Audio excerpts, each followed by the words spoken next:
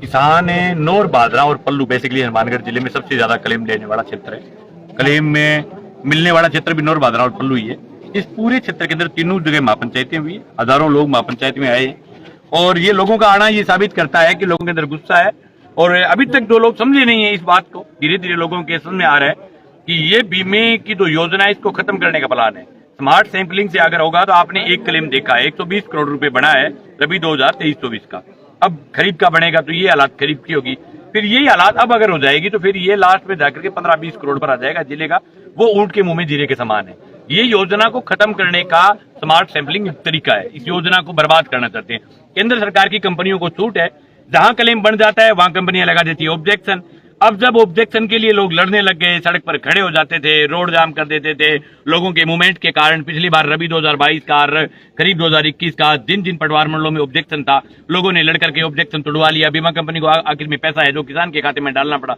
अब कंपनी ने केंद्र सरकार के साथ मिलकर के बैठ करके प्लान बनाया कि क्यों न हम इस योजना को सीधा सीधा तरीके से इसको खत्म करने का प्लान जो है वो उनका चल रहा है। वो ये चाह रहे हैं कि हम सिर्फ जो है किसान का प्रीमियम ले और प्रीमियम के बदले में किसान को दे कुछ नहीं, सीधा सीधा कंपनी जो है फायदा लेना चाहती है।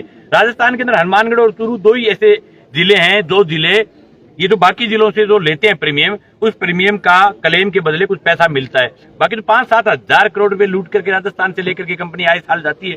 बाकायदा बड़े बड़े मंत्री, यहाँ के नेता सेता सब उनके दबाव में रहते हैं, बोलने वाले यहाँ कोई प्रतिनिधि है नहीं। ये शर्म की बात यहाँ के नेताओं के लिए भी है कि जब लोग लड़ रहे हैं, लड़ना तो दूसरी स्टेज है, प्रथम काम जो लोग जीत करके जो जनता के चौकीदार है, जिनको चुन करके राजस्थान की विधानसभा में भेज रखा है, या फिर जो लोग सरकार के प्रतिनिधि है, प्रथम ड्यूटी उनकी है कि वो कलेक्टर को बोलते हैं कि भाई तुम ऐसा क्यों कर रही है, तुम क्यों कर रहा है, इस जिले के अंदर तेरे क्या दबाव आ गया। इससे पहले कलेक्टर थी जो अपने उसके टाइम में एक भी बार ये लागू नहीं हुआ, उससे पहले कलेक्टर थे नथमल डिडेल, उसके टाइम में लागू नहीं हुआ।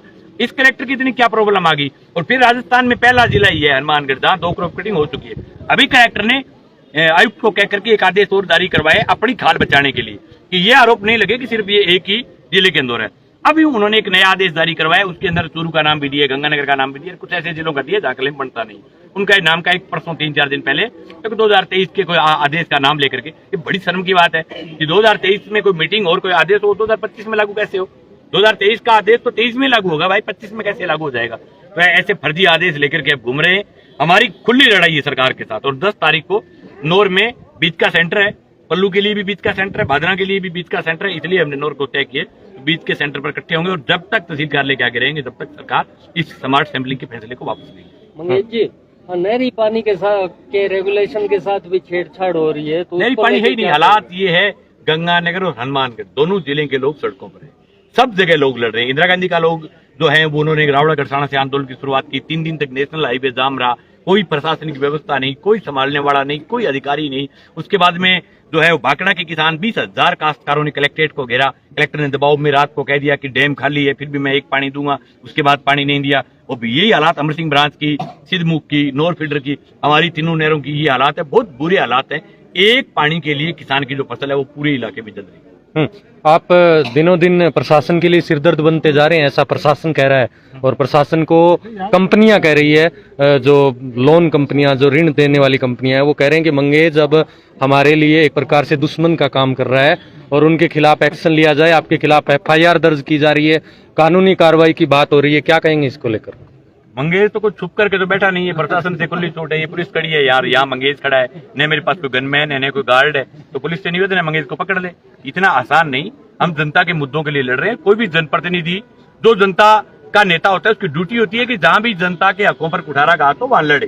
कंपनियों ने 8-8 रुपए सैकड़े ब्याज लेकर के जो है लोगों को लूटा है, लोगों के घरों में घुसे हैं, लोगों के घरों में जाकर के कब्जा किया है, बैठे हैं, लोगों को डराया है, धमकाया है। हमारे मंगेश के आने से लोगों में इनका खौफ खत्म हो गया, लोग लड़ लेकर के इनके खिलाफ लड़ने लग गए। कंपनी की मतलब क्या है कि उनका जो है पूरा सिस्टम हिल गया है। हिले में लोग अभी कभी ज्ञापन दे रहे हैं मंगेश के ऊपर कार्रवाई करो, उसको गिरफ्तार करो। ये मंगेश की आवाज रुक नहीं सकती, बंदूक की गोली से रुक सकती है। अब अगर आप गोली मार करके मरवाना चाहते हो तो मरवा दो, उसे तो रुक सकती है। लेकिन ये भी कह रहा हूं, मरवाने के बाद भी विचार किसी के खत्म नहीं होते, हजारों लोग मंगेश बनेंगे। तो ये पूरे राजस्थान के अंदर लहर बनी है। ये पीलीबंगा से शुरुआत हुई थी, पीलीबंगा से पहले हमारे 2022 के अंदर नौर में जो है इन्होंने कुर्की करने का प्रयास किया था, उसके बाद में पीलीबंगा में ताड़े लगाया। नौर बाजार में तो इनकी हिम्मत ही नहीं हुई ताड़े लगाने की, तो वहां एक ताड़ा लगाया, उसको तोड़ा। उसके बाद लगातार धीरे धीरे लहर बढ़ गई। अभी मेरे पास पूरे राजस्थान के हर जिले से फोन आ रहे। अभी जैसे ये बीमे वाली लड़ाई खत्म हो जाएगी उसके बाद इस कंपनी के खिलाफ पूरे राजस्थान का दौरा करूंगा। यहाँ से लेकर के चित्तौड़ तक जाऊंगा और चित्तौड़ से लेकर के बाड़मेर तक जाऊंगा, प्रतापगढ़ में जाऊंगा, डूंगरपुर में जाऊंगा, राजस्थान के हर जिले का दौरा करूंगा। ये सवाल राजनीति का नहीं है। अगर राजनीति का सवाल होता तो मंगेश तो हजारों बार कंपनी के बड़े बड़े अफसरों ने फोन करके कहा कि आपके नोर में कोई कुड़की नहीं करेंगे, हम आएंगे नहीं, आप तो दूसरी जगह मत निकलो, तहसील से बाहर मत निकलो। मेरी तहसील का तो वो बंद भी कर सकते हैं, लोन को माफ कर सकते हैं मैं अगर अड़ जाऊं, लेकिन मेरे को सवाल सिर्फ तहसील का नहीं है। राजस्थान में किसी भी हिस्से में किसी भी किसान की अगर जमीन को या इस प्रकार से कंपनी मकान को कुड़क करेगी उसके खिलाफ लड़ेंगे, और जरूरत पड़ी तो मैं खुद हाई कोर्ट जाऊंगा इन कंपनियों के खिलाफ। अभी हमने हमारी लीगल टीम, जो हमारी पार्टी की जो लीगल टीम है, उसको लगा रखा है, इनके सबूत इकट्ठे किए जा रहे हैं। मैं खुद हाई कोर्ट जाऊंगा और पूरे मामले पर प्रसंज्ञान लेंगे। इन्होंने तो छोटे छोटे मुकदमे करके क्या है कि वो प्रयास किया टिचकरी के मुकदमा, हम करेंगे, हाई कोर्ट जाएंगे, पूरे प्रकरण को लेकर के जाएंगे। सुप्रीम कोर्ट की गाइडलाइन है कि आप किसी भी आदमी को बेघर नहीं कर सकते। और मैं यहाँ के कलेक्टर को भी आपके मीडिया के माध्यम से चैलेंज कर रहा हूँ कि कलेक्टर कंपनियों के साथ मिला हुआ है, कंपनियों का रखेल बन करके काम कर रहा है। आप जिले के कलेक्टर हो, आप किसी सरकारी बैंक के लिए, सरकारी बैंक के ऋण को निकलवाने के लिए आप काम करो तो मैं मानता हूं कि ये राज का काम है। लेकिन आप किसी निजी फाइनेंस कंपनी के लिए राजस्थान की पुलिस को भेज रहे हो, वहां मतलब कि 50-50 जवानों को भेज रहे हो, और कलेक्टर जो है वो उनके लिए 50-50 मकानों की ताला लगा रहा है। ये सुप्रीम कोर्ट में हम कलेक्टर के खिलाफ भी जाएंगे, हाई कोर्ट भी जाएंगे। आप किसी भी आदमी को, जब तक पुनर्वास की व्यवस्था नहीं हो, आप किसी भी आदमी को बेघर नहीं कर सकते। मैं कलेक्टर से कहना चाहता हूं, आप कानून पढ़ें, कंपनियों से अकेली से काम नहीं चलेगा। आप जनता के जो है वो अधिकारी हैं, जनता की भी सुने। आपका काम सिर्फ कंपनी की सुनने का नहीं है, आप लोगों की भी सुने। कंपनी 8 रुपए, मैंने कभी लोगों को नहीं कहा कि आप लोन खाइए, 90 पैसे का जायज ब्याज है, तो आरबीआई की गाइडलाइन लोगों से लीजिए आप। लेकिन आप तो 2300 रुपए एक दिन की पेनल्टी। आजादी से पहले एक आंदोलन हुआ था लोगों का लगान के खिलाफ, ये लगान की तरह आंदोलन, ये सिर्फ राजस्थान में नहीं, आप देखते रहना, आपको 1 महीने के बाद लगेगा पूरे प्रदेश में फैलेगा। और अभी भी कंपनी वाले जिक्र नहीं करते, पंजाब के अंदर इनके आदमियों की हिमाकत ही नहीं होती कि किसी के घर जाकर के लोन मांग ले। इनका काम ही है फोन करो, अगला अगर वो इजी वे में है तो वो आपको देगा, अगर उसके आर्थिक प्रॉब्लम है तो आप लीगल कार्रवाई करो। आप किसी के घर जाकर के बैठ रहे हो, सिराए मतलब के साथ में लेकर जा रहे हैं, टिफन लेकर के जा रहे हैं, सिराना लेकर के जा रहे हैं, उसके घर जाकर के सो रहे हैं। तो ये तो आजादी से पहले ऐसी व्यवस्थाएं होती थी कि भाई गांव में एक बड़ा आदमी होता था, उसने किसी को दे दिया, फिर उसके घर पर कब्जा कर लिया, फिर उसकी जमीन पर कब्जा कर लिया। आपके बाप का राज थोड़ा ही है ये।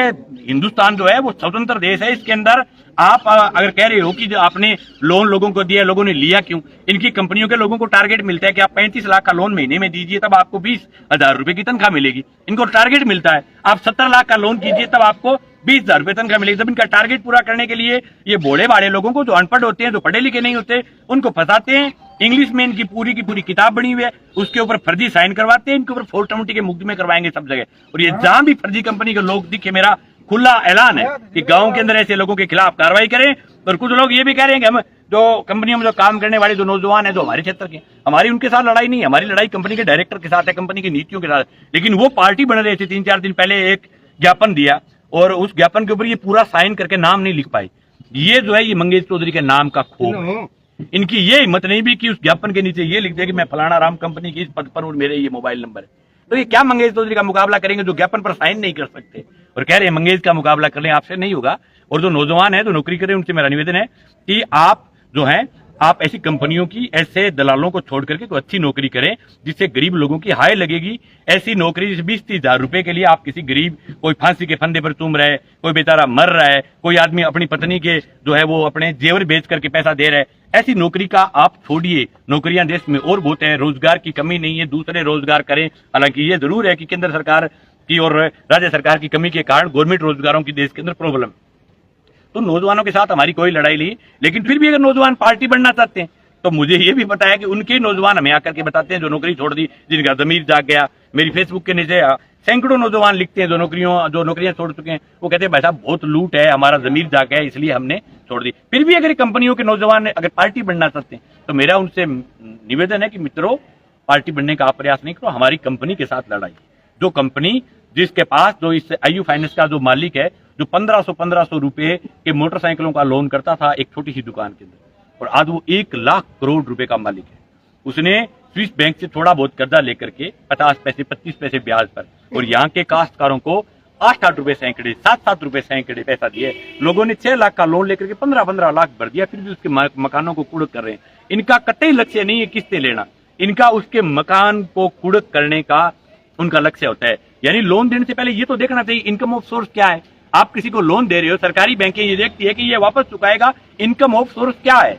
आप 20,000 रुपए की किस्त मान रहे हो, उसके इनकम का सोर्स ही नहीं है बेचारे की। तो बगैर इनकम ऑफ सोर्स आप लोन दे रहे हो तो इसका मतलब आपका टारगेट ये है कि आप इसके मकान को कब्जाना चाहते हो, उसको लूटना चाहते हो। ऐसे टारगेट यहाँ कामयाब नहीं होंगे। ये हनुमानगढ़ गंगानगर राजस्थान का वो जिला है जिस जिले के अंदर जो धरती है, इस धरती के अंदर बगावत है, यहाँ के खून में बगावत है, यहाँ लोग लड़ना जानते हैं, या अच्छे को बुरे को सब चीजों को जानते हैं। तो लोग लड़ेंगे और राजस्थान का दौरा करेंगे और कंपनी के खिलाफ हाई कोर्ट भी जाएंगे। चलिए। मत